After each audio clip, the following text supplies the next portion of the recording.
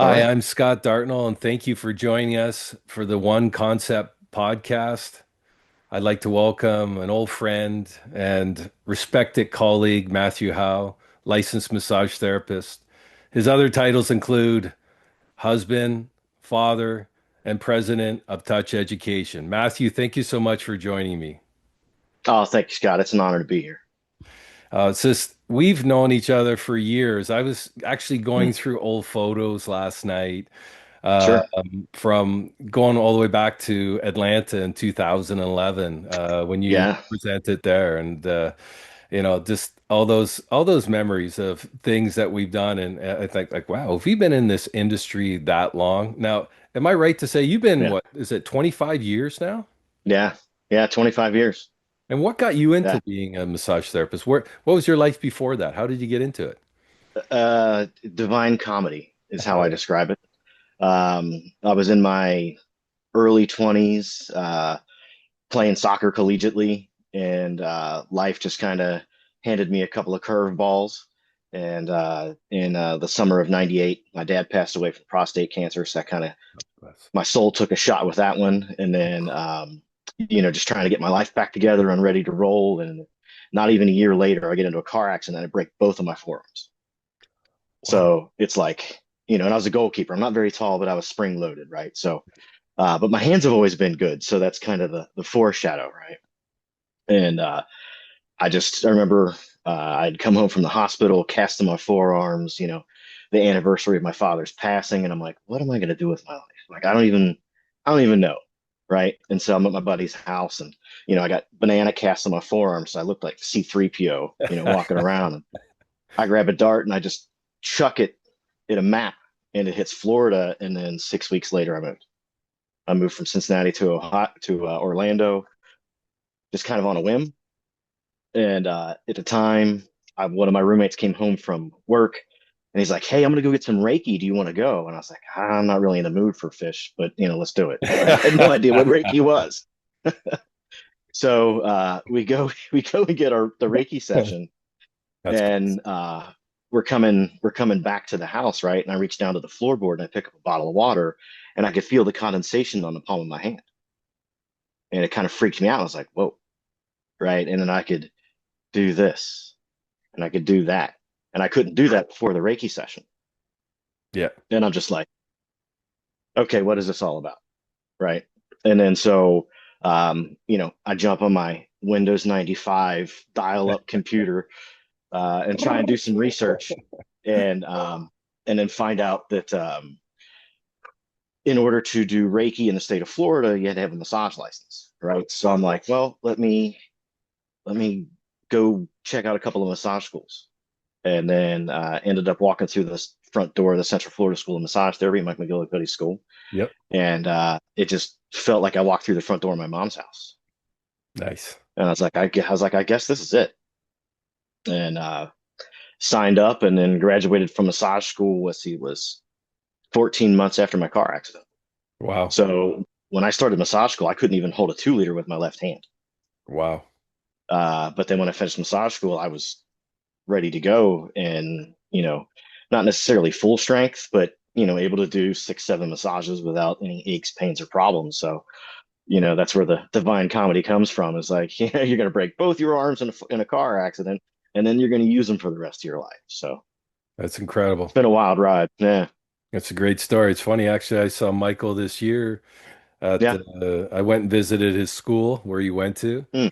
Yeah. And I also he actually came to the American Massage Conference in Orlando, so I got to see him there and try to communicate with him regularly. He's Yeah. a super interesting dude, and it's funny like how many people were his students. Like James Wasowski, we always think like James Wasowski is one of the biggest people in massage Right. therapy. One of my mentors and inspiration to me was one of Michael's students. So Yeah.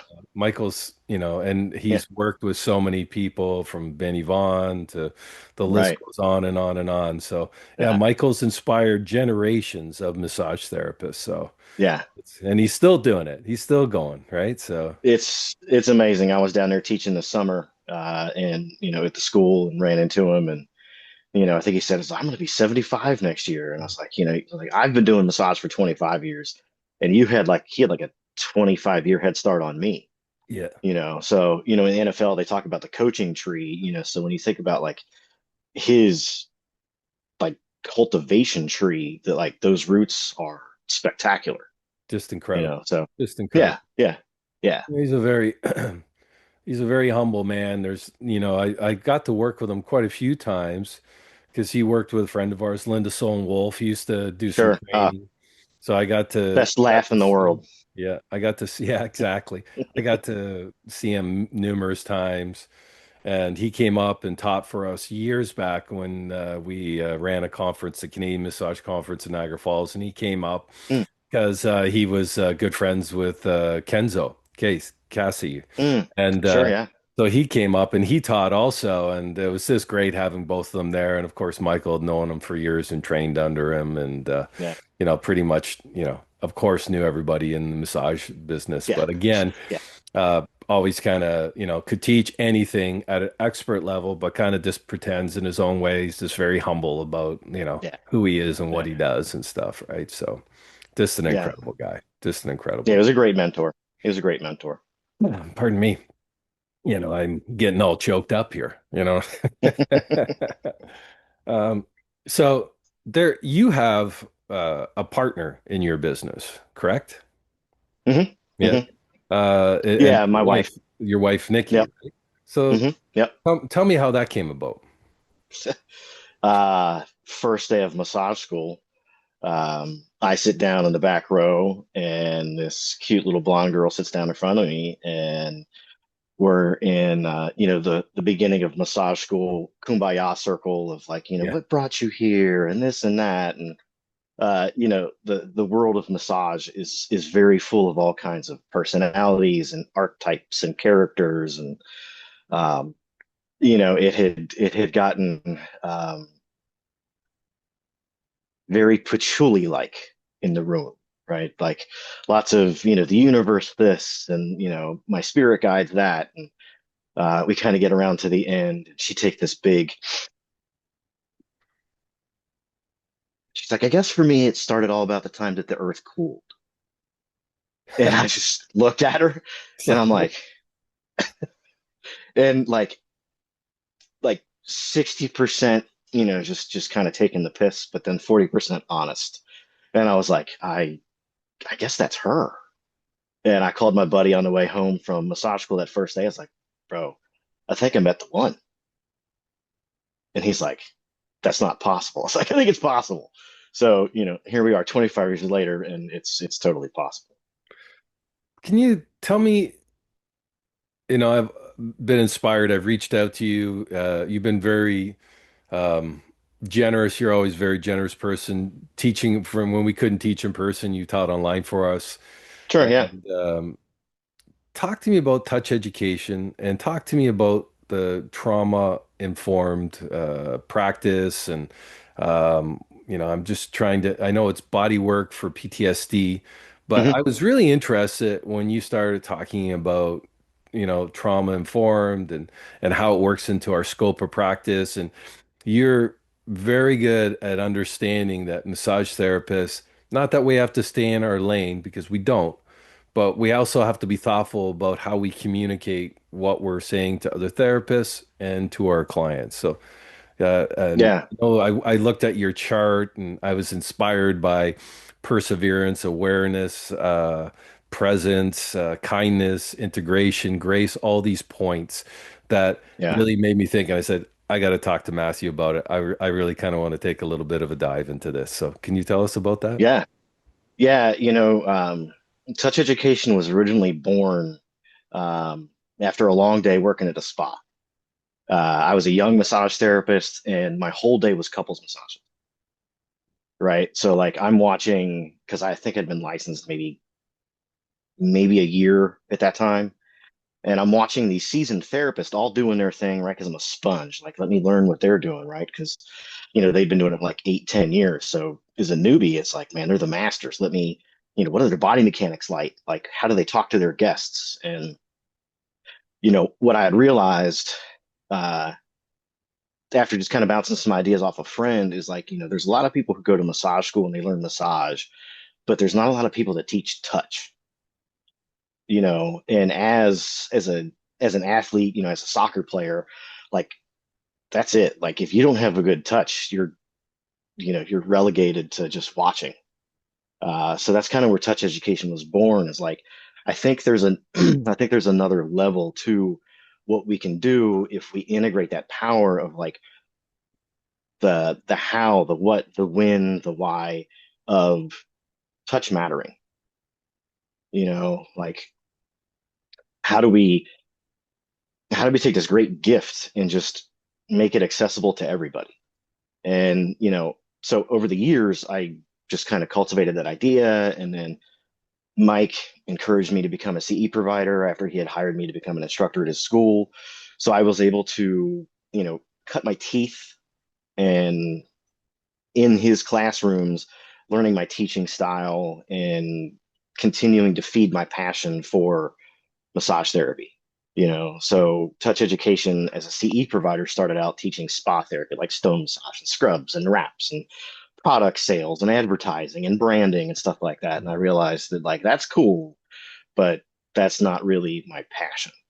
Uh, and then, my muse, my wife, she had been in a car accident. She came home one day after coming out of the hospital, and, soft tissue injury and all that. And I just, I set up my massage table and I just went to work, like no intention, just like, this is a human that matters to me. How can I help this human? Mhm. And when we get done, she gets off the table and she's like, it's time to write the class. I'm like, uh, what class is that? And she's like, it's the PTSD class. She's like, she got up, headache was gone, neck pain was gone, nervous system discharge was gone, and it's just like, okay, like it's like this wave of imposter syndrome hit me of like, I'm not qualified to teach this or any of this. And then I started peeling back through my experiences in the high volume working at the Ritz-Carlton, like, like 40, 50 massages a week, bang, bang, bang, bang, bang, and noticing the trends, right? Because when you're working in a high speed spa environment, it's like, I've got 50 minutes to change this person's life for the rest of their life. Go. Mhm. And so, I took some of the common bonds out of how do I help people slow down? How do I help people down regulate? What role does the nervous system actually play in what we're doing? And I in college I studied psychology, so I've always had that there's more to this than just the mentality of things. And is massage therapy like how do we cross pollinate in that? Because a lot of things are mental, but the brain, last time I checked, is still inside the body. Absolutely. So to try and separate this, the mind or the spirit from the person is like that's frivolous. Like Yes. you're just wasting time.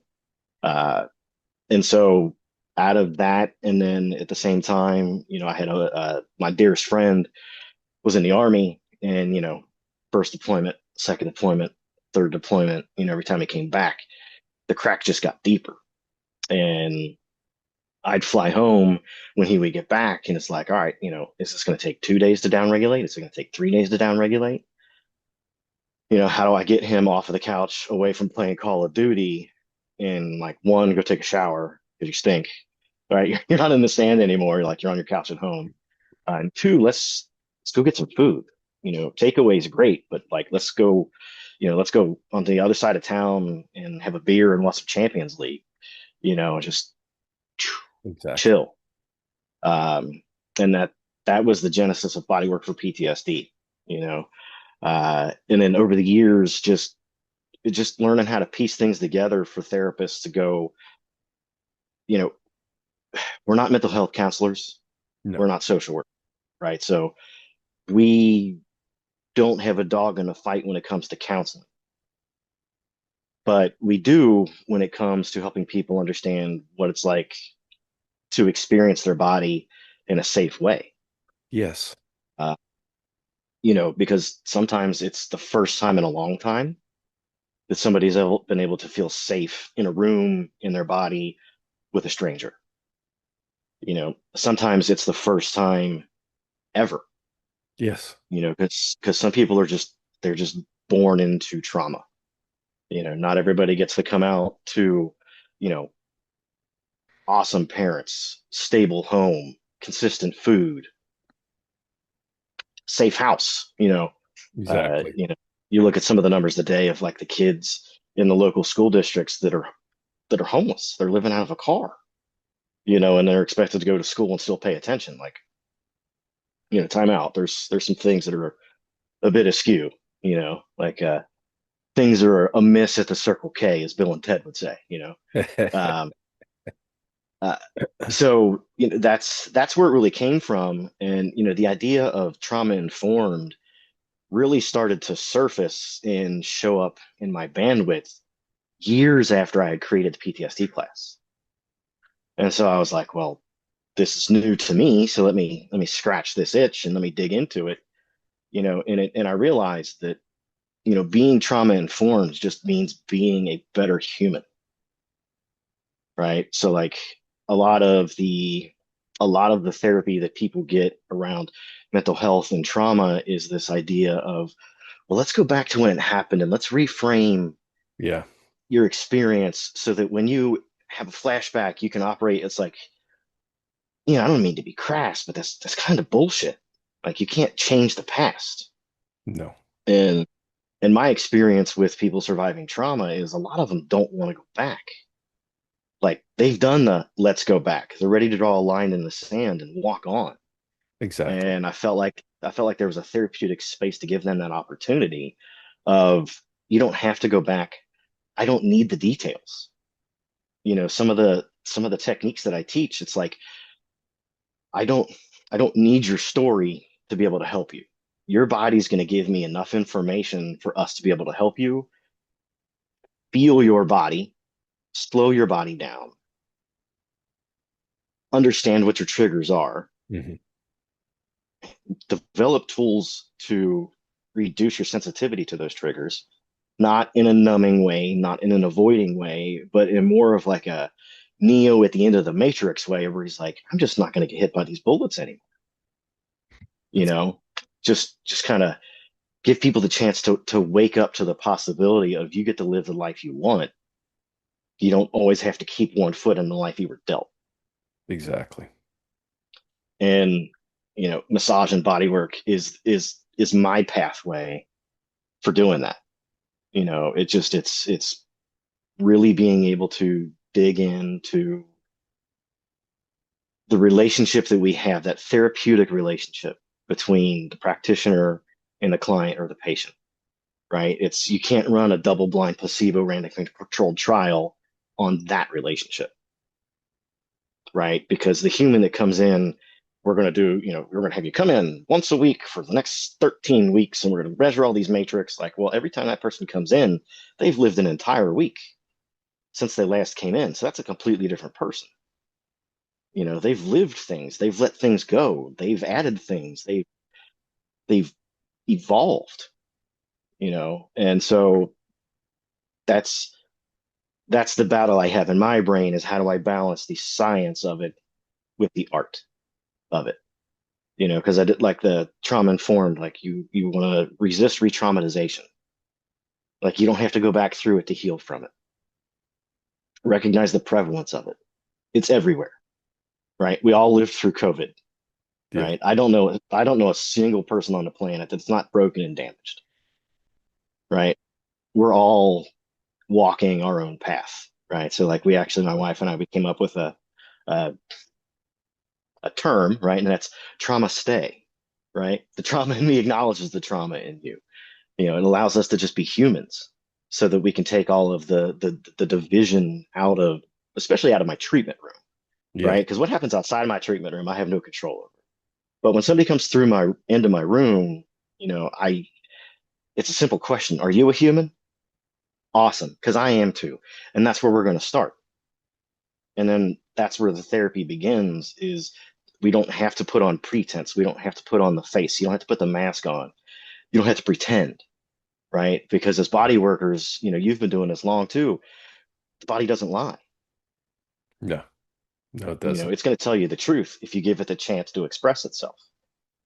You know, And then, well, Eric Dalton yeah. always was big on that. He always said that, really what we're doing.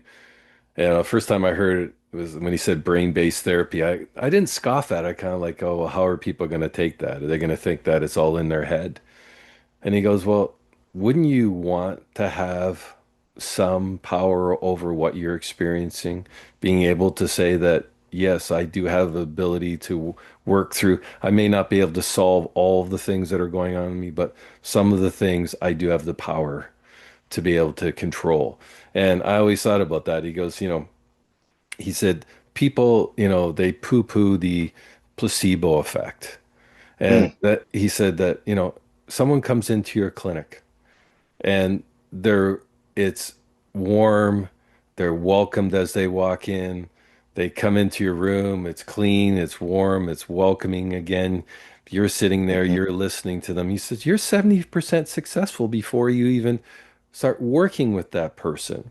He says use that effect. Try and make the person yeah. comfortable. And he was always big on saying, you're going to feel better when you leave. You're going to feel better than when you came in. So putting that thought in their head. And then always a hmm big believer is like, focus on the way you feel right now. You feel better. Oh, yes, I feel better. Well, you can carry that feeling further by just taking a minute and thinking about how you feel better right now before you get out off the table and rush out of the clinic and hop in your car and go pick up your kids from school or Right. whatever. Right. Just take a Yeah. minute to be thoughtful about how you feel. And especially with people that experience more chronic pain, is hmm being able to say, you feel better right now. So you you know you can feel better, which is a hmm very powerful thing for someone who has continuous discomfort and pain. And Sure. I know that you're a continuing education provider, but you're a lifelong learner like me. You You love bet. learning. And it's funny. I've been a massage therapist 33 years now.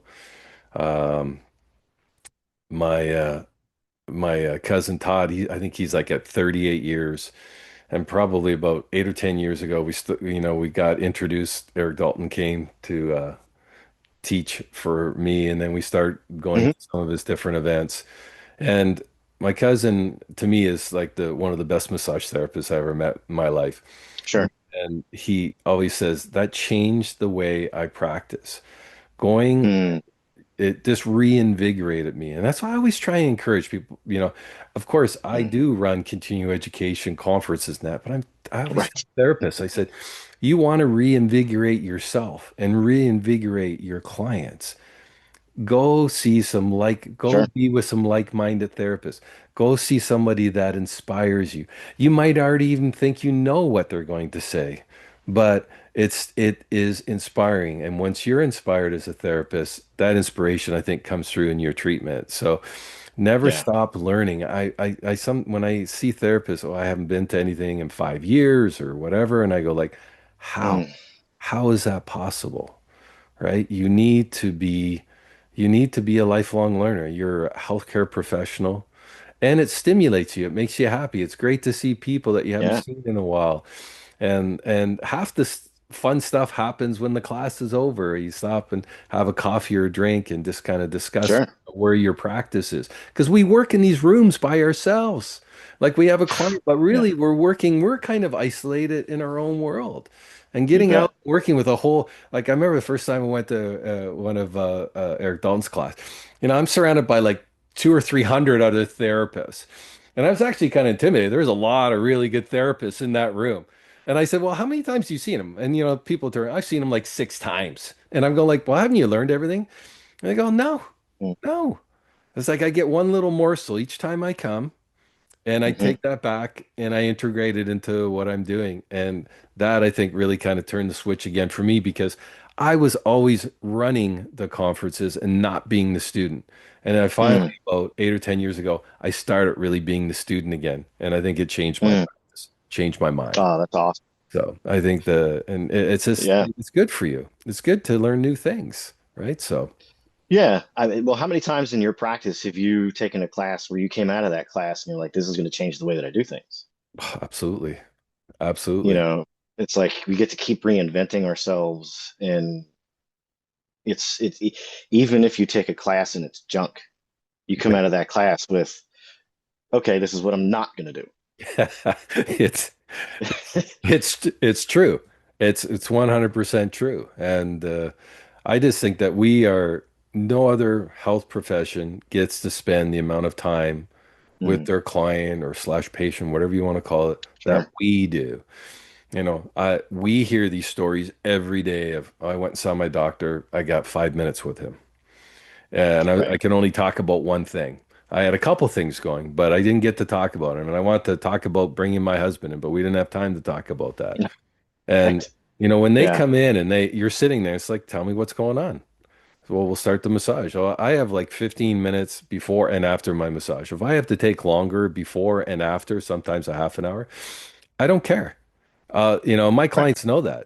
If I have to take longer with you to get to where we want to get to, so you feel comfortable once you're on that table, and we're going to be successful together, because that's the big Right. thing too, is that, you know, I can do all these different techniques on you, but really it's you that allows me and you to be successful. Your body, Yeah. your Yeah. mental, your nervous system, your belief in me, and you're feeling what you talk about and teach all the time. You feel safe, right? Yeah. Well, it's a very lonely profession because Yeah. we're out there on an island, you know, Yes. and the art of the intake is Yeah. is I had to hone it working in the luxury resorts in Orlando because we didn't have an intake form. No. You got 50 minutes with 10 minutes turnaround time. And, if you're working at a 40,000 square foot facility, you've got to make tracks Yeah. between the treatments. And Exactly. that's, check your client, maybe go to the bathroom, maybe grab a snack. Yeah. Uh, and it's, are there any aches, pains, bumps, bruises, or medical conditions I need to know about? Yeah. And then you've got to process that information on the fly and Yes. make a healthcare decision for somebody who's on vacation. Yes. You know, if the people I want deep tissue, like, well, you just walked Disney, right? When was the last time you walked like 15 miles in a day? Yeah. And Exactly. you want me to roll through your hips? Like, you realize you're going to Universal tomorrow, and that's another 8 miles, right? Like, no, okay, but you bought new shoes for this trip. Good call. How are those blisters doing? Yes. you know, um, but it's one of the blessings in my career is was COVID, right? Because it forced a reset, right? Yes. It was one of those, like, once I got over the burn of watching my teaching calendar just go up Evaporate. in flames, just like, oh, so this year's not going to be my best year. Awesome. Okay, cool. Um, let's go out in the backyard and day drink. That sounds like a good idea. There's nothing else to do. uh, but I was reading this book called The Placebo Effect in Manual Therapy. Hmm. To kind of come back to your idea of, placebo, and, and Eric Dalton's comments and Yeah. thoughts on it is, think about the people that we're seeing and the information that's being shared with them from their healthcare providers. Yes. The surgeon who's like, I can fix you. And then Oh, they come out of surgery and they're worse. And it's like, let's, so one of the pieces out of that was we decided to relocate from Orlando and move to my hometown, Cincinnati. And so for the last few years, I've come off of the road teaching, and my wife and I, we've opened up a couple of clinics here in Cincinnati. And so I've gone with all of my experience and years of teaching and all of that, right? I went back into the treatment room full time, and I was able to see, I was able to practice integrity hmm. because everything I had been teaching, I was able to put into the treatment room seamlessly. Nice. And I was able to use the posters that I created to help teach the class, to help educate the clients Awesome. in a way that was able to restore hope to people. And I think that's one of the greatest gifts that we have as massage therapists, is Yeah. like restoring hope in people, Yes. right? And as a Bengals fan, there's a term that's floating around Cincinnati right now. It's called hopium. That's the drug of Bengals fans. That we're going to make the playoffs, but that's Uh, that's Listen, I'm I'm a going through it. long-suffering Dallas Cowboys fan, so you don't So even have to start with me. I'm just like, yeah, I'm a Toronto yeah, Maple Leafs fan too, so I'm just like, double trouble. It's like yeah. I'm never going to get my satisfaction from my sports teams, I don't think. So it's No, just that's why I don't take it too seriously, right? So no, just move yeah, on. yeah, I yeah. I loved one thing earlier. I had nurse that I treat regularly, and the other day, phenomenal lady.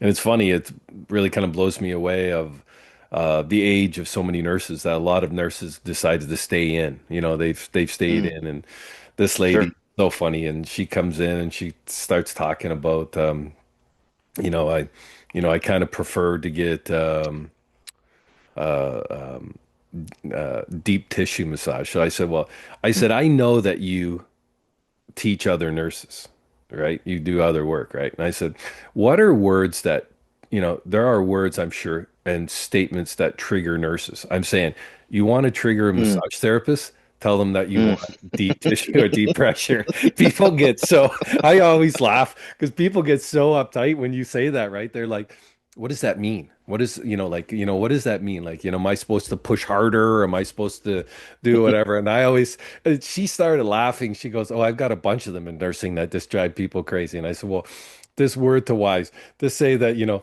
I would like you to work specifically on this area, and if you could work with, the greater intention or whatever." She started laughing. Sure.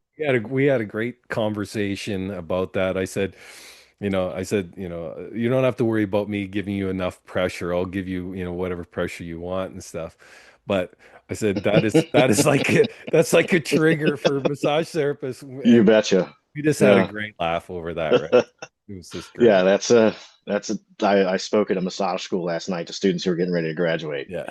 And one of the students, she raises her hand. She's like, "How often do you do deep tissue?" And I was like, I don't." And she's like, "What do you mean?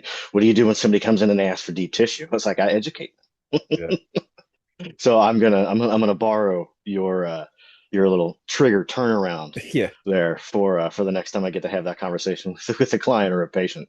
exactly. Exactly. Yeah, To me, it's like, you know, as therapists and as the longer, I mean, we talked about continuing education. Um, Really, it is about, doing what the client wants. I mean, that always sure. kind of what impressed me about chiropractic care. You went into a chiropractor, even though, I mean, I'm looking like even 40 years ago, I think the first time I saw a chiropractor, first person Mm, ever asked me about my sleep, my nutrition, whatever. Never mm. had that conversation with a healthcare professional before. Right, Right. It was right. just, it was something different. But to their credit, and what I like and what I try and do with my clients is they come in and they talk about their neck. Their neck is a big, like oh, my neck. I'll go to their neck first. Even though I Yeah, think it's maybe not the be all and end all of everything that's going on with that client, I want them to know right. that they're being heard and that we're going to do that and we're going to touch that area. And then I'll go through, and then the next time they come through, they go, I understand what you're doing now. You don't have to start with my neck. I understand that you're working this whole area. And I said, well, Sure. it's important that I'm here to, work on what you want worked on. But there's a process to it, is that, you know, I'm trying to think of our famous rolfer that, what's her name? My mind, I'm thinking about the lady that invented rolfing. Oh, Uh, Ida Rolf. Ida Rolf. I couldn't even think of her first name. There you go. What All was good. their I got you. statement? It's like the pain is where you don't think it is. You know what I mean? Like you think the Right. pain is here, but many times it's not. It's coming from a different area. As therapists, we have all these clients come in. Oh, I have carpal tunnel. I've been told I have carpal tunnel, and I go like, maybe, maybe. Yeah. Like, what do you do for a living? I said, yeah, like nobody does adding machines all day anymore. And even data Right. input. A lot of people aren't doing the same amount of data input. They got their mouse and stuff and they're using their Excel spreadsheet.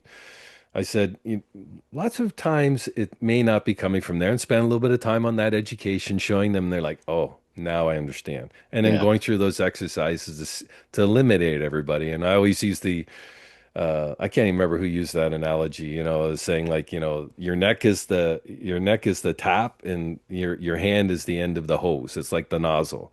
So Hmm. remember that the water's coming from here and the water's leaving at the end. So somewhere Yeah. along that way, that hose could have a kink in it. It could just be Sure. and Yeah. Yeah. people love to. I always say, I'll use the word stuck. And I said, I know it's not very scientific, but sometimes we become stuck physically, emotionally, spiritually, or whatever, and just Yeah. moving things around because our bodies are brilliant. Our bodies, that's why I always think Mm. about massage therapy.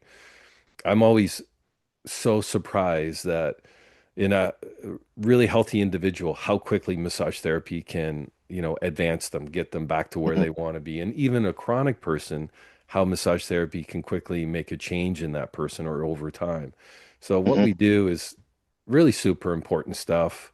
What I love about what you're doing is you're helping that next generation, just like Michael McKillicuddy, that next generation of therapists to understand that we have, I don't know if we have more trauma or we have more acknowledgement of trauma now or more understanding of what trauma is. You know, Yeah. we All of grew up that. in a generation is like, what's it? Yeah. You think that's bad, you wait. Right. You know Right. what I mean? And It's like, I get it a lot with people, they want to compare traumas. Like the soccer mom who got into a car accident and, versus the uh, firefighter or the yeah, soldier, or the yeah, ER doctor. And I was like, look, I tell people yeah, it's like, comparing your trauma to your trauma, yeah, you're going to apples to oranges, but yeah, let's acknowledge that it's all rotten fruit, right? exactly. So it doesn't do anybody any good to belittle their trauma because of somebody else's. Like there's a lot of conversation about big T and little T trauma. It's like, Ugh, it's like, look, if you're going big T, little T trauma, that means you're judging someone else's trauma. exactly. And there's no good outcome in that. You got to stay in your own lane, man. Stay in Yeah, your own lane. it's Like, well, what I tell people is like your trauma is unique to you, but trauma's yeah, not unique to you. exactly. So Exactly. there's common bonds and there's your story, but is your story you, Yeah. or is that just a piece of your story? Yeah. Because it's in my practice. We all have that oil and water client, Yes. right? Like you can shake it up and you make, Thousand Island for, Yeah. one session, Exactly. and as soon as you set it back down, it separates. Is Yeah. that, for me, it's that Eeyore patient.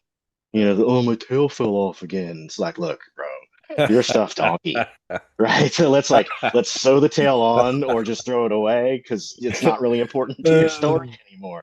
I love that you Um, use the analogy of Eeyore. We all have Eeyores in our thing. It's like, when you came in, you couldn't walk, but now this is bothering you. But just acknowledge that you couldn't walk when you came in. It's like you're walking right. now, right? Yeah. Right. You've just moved your complaining to another piece. Like Exactly. let's recognize this. It's the blessing here is about 85% of our clinic is workers' compensation patients, Really? right? So we've got physicians that refer to us um, for people who, slip and falls and accidents and got run over by a forklift or, Yeah. fell off a piece of scaffolding, slipped off a roof and fell 30 feet, Yeah. and they're on back surgery number 4, number 5, number 6, Yes. and they come in and they have this preconceived notion of what massage therapy is. And then they walk into our treatment room and it's like, look, I know this doesn't look like a NASCAR garage, but this is a NASCAR garage. And I've got all kinds of tools. Exactly. And what you're going to get is not going to be hot stones and lavender essential oil. You're going to get functional assessment and we're going to get you up off the table. And no, don't get undressed, stay clothed, Yeah. right? Because if you can't tie your shoes, then taking your clothes off and putting your clothes on is just going to burn more of our treatment time. Yes. So being able to pull from all of those classes that I've taken all of the years, from all of the masters, Yes. the Dalts, the Wazlowskis, Art Riggs, Yes. some of these names that I don't even know if some of these guys are even in the realm anymore. And then the value that we get to learn from every single client every single time, Yes. right? Like that allows us to be the humble massage therapist. Like I might be the low man on the totem pole medically, Yeah. but who's holding the pole up? The low man on the Exactly. totem pole. Yeah. So if somebody wants that you're just a massage therapist, that's an issue, not an ish me. Yeah. Oh, I like that. An issue. Yeah, Yeah, it's true. And it's like it's also expectations. I mean, we treat clients that, right, I'd gone 3 times a week to a therapist for 3 months and they came and saw us twice and they're better. But it's like, why am I not better yet? So, well, you know, I've seen you twice and you are better. And that's right. why I think it's really important to at the beginning and end to go over where that person is, measurements of what they're doing. Yeah, We all have our own thing. I don't use it for everything, but I've kind of fallen in love with kinesiology tape. And why I love it is because sure. our clients, a lot of clients, let's be honest with ourselves, we give them home care, they don't do their home care. But I always feel Hmm. like that tape is kind of like home care I sent home with them. Hmm. And when I I see like them that. again, they go like, I really like that tape. Especially I've noticed with my senior clients that are Mm. having, not lack of feeling, but yeah, lack of some neuropathy in their feet and their legs. Using that tape is giving them some feedback, some better feedback, more confidence about their step and their gait. Yeah. And they come back in. It's like, oh, I really love that tape, or it really, really helped. I said, did you do those stretches or whatever? No, I didn't have time to do those. Yeah. I It's did them like, and they didn't work. yeah, I did them and they didn't work. Or they made me worse. It's like, Yeah, that's a good and one then you too. have that Yeah. client, it's like, you have the conversation. It's like, if you do them together, like we did them together, they shouldn't make you any worse. They may maybe make you aware of what's happening and Hmm. stuff. And that's kind Yeah. of where, with the stretching and stuff, where I got more into being longer as a therapist, is that strengthening is equally important as stretching. Hmm. Is that Hmm. and people say, I just say, what do you do? And my big thing with my clients is, if you can do nothing else, just try and walk around your house, walk around the block, whatever you do. Right. People will go, Right. oh, it's just walking, like, should I have weights in my hand? Should I be speed walking? And I said, well, next time you see somebody who has trouble walking, just spend a little bit of time. You don't have to stare, but spend a little bit of time and Mm. see how complex walking is. Walking is very complex. We take it for granted, but it's one of the Hmm. most complex activities that we do. And it's great for us. If we can get outside and walk, we can get some fresh air, we can see the scenery, get away from like being in front of our computer or Sure. working, Yeah. whatever. And people come back and they go like, I've been walking and I feel better and my pain is decreased. Why is my pain decreased? And I said, well, so many things in our body, systems in our body depend on us moving. They depend on us bouncing or Hmm. successive action or whatever you want to call it, for Right. circulation, for lymph drainage, whatever you want to do, and then go over Yeah. that with clients. But I said, the biggest issue is that people, I don't want to say on the internet, but people, so-called experts, They. try and make things more complicated than they Hmm. than they need to be. And so people decide not to do them. And Hmm. start with the simple things. Those things make very big changes. And I don't know, the longer that I'm a therapist, the more I realize that, you know, just give things that clients can see, even the slightest change in a short period of time, and then they're going to Hmm. be more willing to accept the other things that you want them to do. The more, Yeah. and Well, I that's don't mean that's like running off to a personal trainer. I'll have them come back like a month. Oh, I hurt yeah. myself. It's like, well, holy smokes, you went into like doing a whole circuit in the gym and stuff, and did you tell your Hmm. personal trainer that this is your history and stuff? Well, we didn't really No. get into it. You know what I mean? We didn't have time. I was paying for a 60-minute training session or something, and Right. you're like, oh my goodness, right? So, but yeah, Yeah. it's funny. It's communication. It just is communication, Yeah. right? So. Yeah. And one of the things, about being trauma informed is empowering our clients, Yes. right? so that they don't lean on us as like, oh, one of the things that bothers me in our profession is like, oh, you can you fix my frozen shoulder? Like, no, I can't. I can facilitate change, but at the end of the day, your body has to accept the work that we did Yes. and allow the healing to take place so that we can move the needle. Yeah. Right. So, in that spirit of empowering, I hear the word should come up a lot. Right. And so, for me, the word, should and shame is a pretty thin line. Hmm. So, people come in, well, I should work out more, or my doctor said I should do this, or, if there was a trauma, I shouldn't have done that. Like, well, that's a lot of weight. Yeah. There's a lot of heaviness to that, Yeah. So, a lot of what I do is, like neurolinguistics and massaging the conversation Yeah. of, like listening to our clients as they pontificate on their injuries and share their life stories, right? Because Yeah. eventually, we're the hairstylists, then we're listening about their boyfriend and their girlfriend, and it's one of those things. It's like, I hear you using this one word a bunch. Your homework assignment for next week is to go home and, pull out an OG old school flippable thesaurus, or go to thesaurus.com and type in this word or these couple of words that I wrote down for you, and go sit with those words, and then go find words that mean the same thing but don't carry that weight, Yeah. right? Because the idea of like the kinesiology tape, that is actionable insight, right? That's perpetual feedback loop of the tape supporting the change in the body.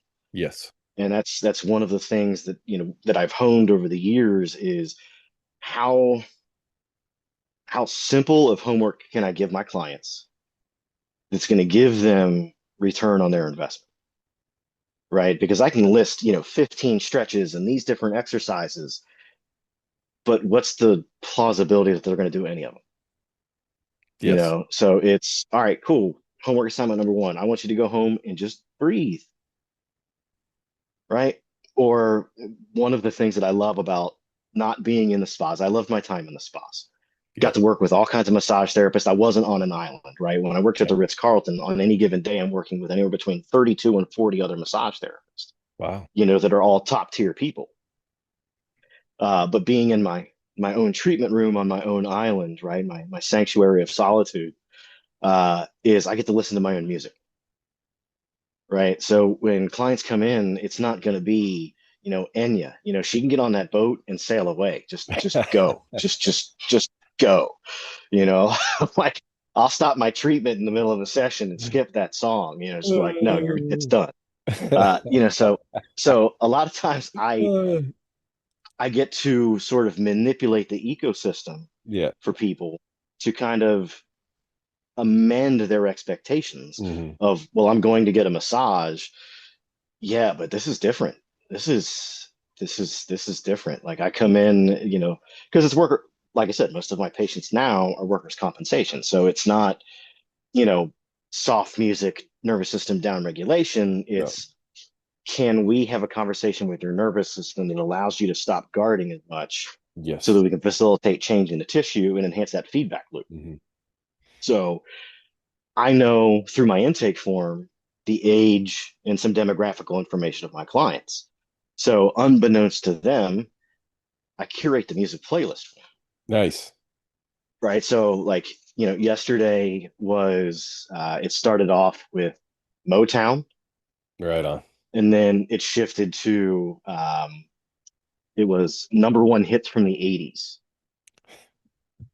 So That's like I'm awesome. going from Smokey Robinson and all of like just the awesomeness that Motown offers Yeah. to like Madonna and Huey Lewis and the News, Yeah. which is like Gotcha. soundtrack from my childhood, Exactly. you know. So the music around them, it's familiar to them. So that's one less barrier that we have to overcome. Exactly. And if I feel like they're not vibing with the music, I'll ask them like, what do you want to listen to today? Right? As long as it's not political talk radio, sports talk radio, or Enya. I hate to keep bagging on Enya, but you know, full disclosure, one of the spas that I worked at, this will tell you how long ago, we had canned music from a CD player in the manager's office. Okay. That's how long ago we're talking, right? Wow. We're talking pre 9/11. That's four lifetimes ago, right? Yeah. And that particular CD got stuck in the CD player. So for like 4 weeks, it was nothing but that one CD on a loop. And I was just like, never again, never again. A lot of the So therapists were trauma informed from that. I'm telling you. yeah, It's yeah. listen, Like I could do my massage 50 minutes on the nose without ever looking at the clock. it's funny. Just I have one that I have two or three different tapes I play, and I had an older gentleman in yesterday, and he goes, "Does this music actually relax people?" And I started to laugh. And I said, you know what? It actually does. I said the other day I had this gentleman in, this big construction worker, and he hurt his shoulder. He gets on the table and he got off the table. He goes, "What CD was that?" I found that so like big man.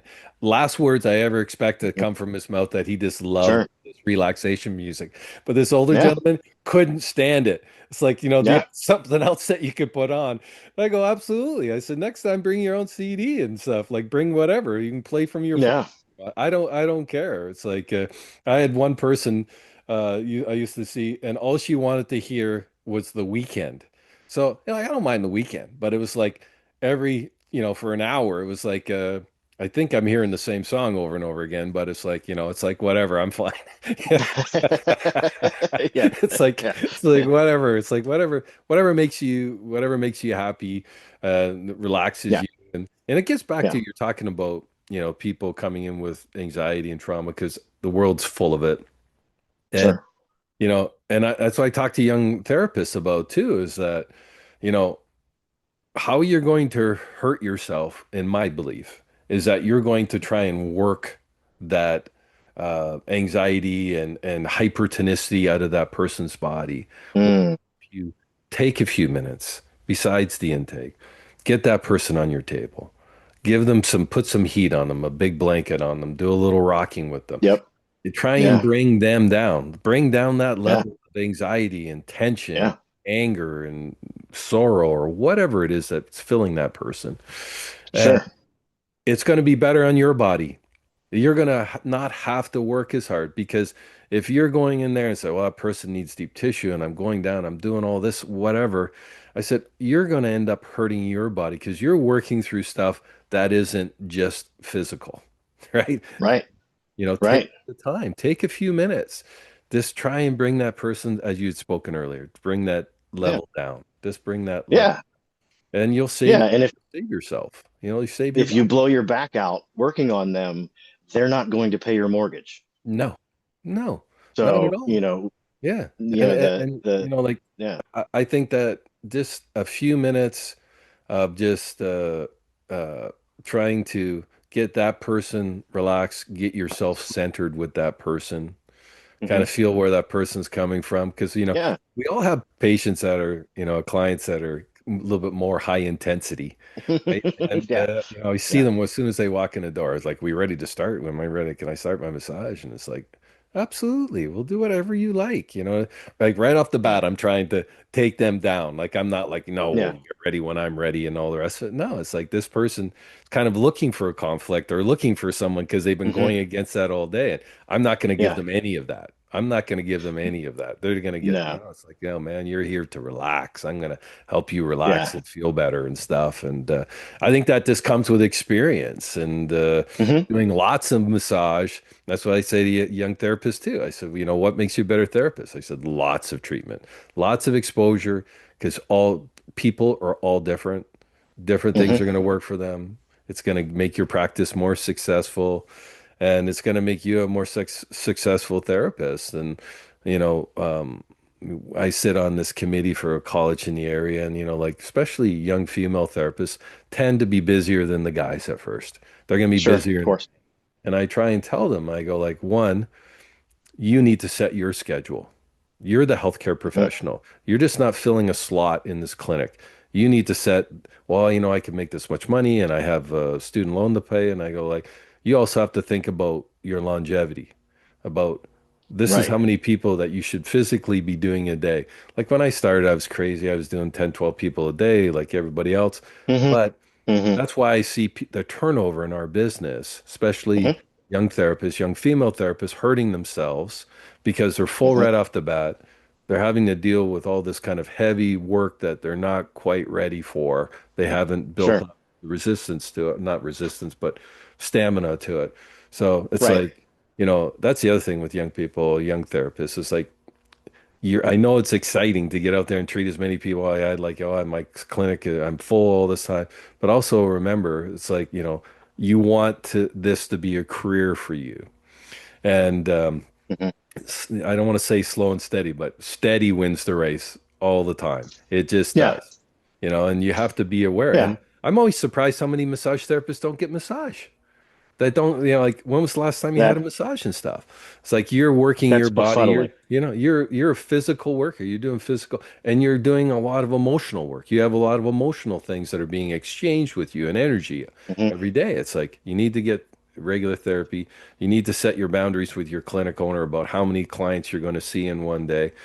You need to be thoughtful about your body mechanics. I think the first Hmm. gift I ever bought myself was an electric table. That was a career saver for Uh, me. You know, Absolutely. so those Yeah. are things that, you need to think about. And then, doing whatever you can, as we said earlier, to lower that barometer with that client so you're not working as hard. And then you using, depending on what state or province or country that you work in, whatever modality you can use to save your hands, whether it's Hmm. cupping, scraping, taping, whatever it is. Yeah. Those modalities help. They're effective. They're great from your toolbox, but they save you because you think about we're talking about our clients' mental health. Us, Hmm. like, at the end of the day, it's like, Hmm. oh, I don't think I can treat another client, my body or whatever. But being Right. able to say, I'm going to be able to manage treating this client or these amount of clients because I can do these different things to help myself through the process. So, Yeah. anyways. Making sure that when you get up in the morning, you're not going, I'm going to go rub oil on strangers in exchange for money Yeah. today. You know? Like a old friend of mine, longtime friend from massage therapy, Don Dillon, also always said that, where you're exchanging your vitality for money with your clients. So Mm, be yeah. thoughtful Yeah. about how much vitality, you have a given amount in a lifetime or a career. Think about how you're doing Right. it and what you're giving away, right? So, Yeah. be Yeah. thoughtful. Yeah. There's a concept I teach in the Bodywork for PTSD class, autonomic flexibility, Hmm. right? Because everybody knows, the fight or flight response, but Yes. that's like black and white TV, Yeah. right? Because there's freeze, full, and faint on that same category. Hmm. And then, everybody knows rest and digest, but that's repair and rebuild too. Yes. And it takes a certain amount of time for our body to come out of that sympathetic response before the parasympathetics kick in. And Yes. that's where the healing happens. So a lot of therapists, they rush in, they're like, I got to do as much as I can in Yeah. this period of time. And I had a gentleman I was in a class with him. He goes, why do I need to use 150 strokes if I can get the same results in 10? Hmm. And I just go slower and I take my time, and it allows their nervous system to adapt to my touch as I'm providing, the compressive effleurage or the neuromuscular technique. Yes. And that was one of those moments, those seminal moments was like, that just changed the way I'm going to practice, And one of the things that I share with new therapists, and I shared this last night, is I was like, I've been a massage therapist for 25 years, right? Yeah. I've got about 40,000-ish hours clinically in my hands. They're tired, Yeah. right? They're happy, but they're tired. Yeah, exactly. Uh, and it came to me probably like 4, 5, maybe 6 years ago. It was like, in all of my career and all the massages I've ever done, I've never actually physically touched a muscle. Yeah. And it's like, so if I'm doing thumb strip up the hamstrings, am I really thumb stripping the hamstring? Or is my touch communicating with their nervous system that this is a healthy therapeutic touch that lets their nervous system go, okay, cool. Now we can let that bicep femoris short head go. Yeah. We can let that mechanical fire in that tendon soften, let the Golgi tendon receptors let go a little bit. And then that takes pressure off the muscle, and that takes pressure off the pool in the bone, takes pressure off the nerve, and changes the nociception cycle. And like for me, I keep coming back to that every single day. because Yes. if we get stuck in this idea, and it's prevalent in our profession, right? As everybody's like, it's this layer of tissue, it's this muscle, I'm working this layer, and it's like, I understand. And young therapist me was like, yes, that absolutely, Yeah. right? But grizzled old veteran guys like, let's be a little bit more global with it, Yes. right? Because I might have an effect on that bicep or a short head, Yeah. but there might also be, a fascial band that's pulling it, that's tied to a lymph node that's a little bit swollen, that links up to the tensor fasciae lata. Yes. So giving ourselves that, yes, we want to be able to use a microscope with our anatomy and physiology and pathology knowledge, but at any given moment, we want to be able to flip to a telescope and see how galactic Yeah. we can be with our Exactly. touch, because it's the whole person. We don't want to be reductionistic, like the person who comes in is like, I have carpal tunnel. Like, Yeah. do you? Let's find out, Yes. right? Did your doctor actually do any orthopedic assessment? No, he based it off the MRI. It's like, okay, cool. Let's let's massage the wrists, right? Like you're saying, let's Yeah. let's free some stuff up. But I'm gonna go up to the neck, and we're gonna do some stuff up here, and then we're gonna retest, Exactly. right?